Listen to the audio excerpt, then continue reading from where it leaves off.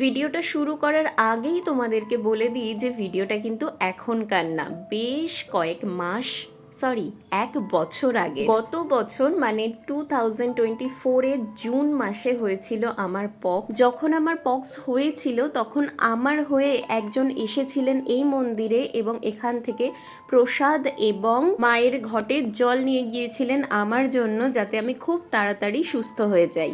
যখনই আমি সুস্থ হয়ে উঠি তার পরপরই গিয়েছিলাম মায়ের কাছে পুজো দিতে।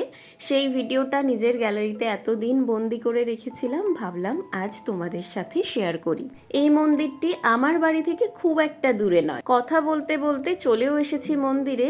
আমরা যতক্ষণে পৌঁছেছি ওখানে অলরেডি পুজো হয়ে গিয়েছিল, সেই কারণে আর এখানে কাউকে দেখা যাচ্ছে না। এই মন্দিরের দায়িত্বে যে ভদ্রমহিলা থাকেন ওনাকে আমার মা ডাকতে গিয়েছিল, আর আমি টুকটুক করে এগিয়ে এলাম। মা এখানে অসম্ভব জাগ্রত।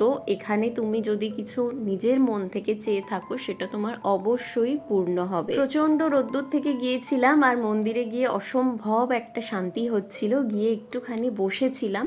আর এই যে আমাদের মা, বছরে একবার খুব জাঁকজমক করে এই মন্দিরে মায়ের আরাধনা হয়ে থাকে। শীতলা মায়ের গান দিয়ে পুজো করা হয়। মায়ের পুজোর দিন কিন্তু গরম ভাত বা গরম কিছু খাওয়ার কোনো নিয়ম নেই, পান্তা ভাত খেতে হয় ওই দিনের জন্য। একটু কিছুক্ষণই জাস্ট বসেছিলাম, তারপরেই দেখলাম মা দিদাকে নিয়ে চলে এসেছে। এই দিদাটিই আমাদের এই মন্দিরের দায়িত্বে থাকেন। আমাকে এসে উনি আগেই তাড়াতাড়ি করে দরজাটি খুলে দিলেন আর বললেন, যা তুই ভেতরে গিয়ে মায়ের একবার দর্শন করে খুব ভালো করে প্রণাম করে নে। আর এটাও বললেন যে এত দেরি করে কেন আসলি, আজকে তো মায়ের পুজো ছিল, তাহলে তুই নিজে হাতে মাকে পুজো দিয়ে যেতে পারতিস। তারপরে গিয়েছিলাম মায়ের পুকুরে, সেখানে গিয়ে একটু চোখে মুখে জল দিয়ে নিজের মাথার মধ্যে একটু জল ছিটিয়ে নিজেকে শুদ্ধ করে নিতে।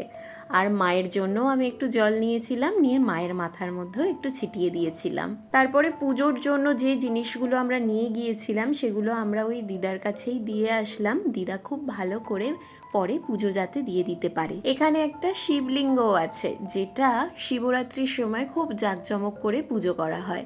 এই যে এটা রয়েছে সেই শিবলিঙ্গটি। বেশ খানিকক্ষণ ওখানে বসে থাকার পরে আমরা টুকটুক করে চলে আসলাম। আর ভিডিওর শুরুতেই দেখিয়েছি যে এই মন্দিরে আসার রাস্তাটি ঠিক কতখানি সুন্দর। সেই সৌন্দর্য দেখতে দেখতেই বাড়ি আসলাম।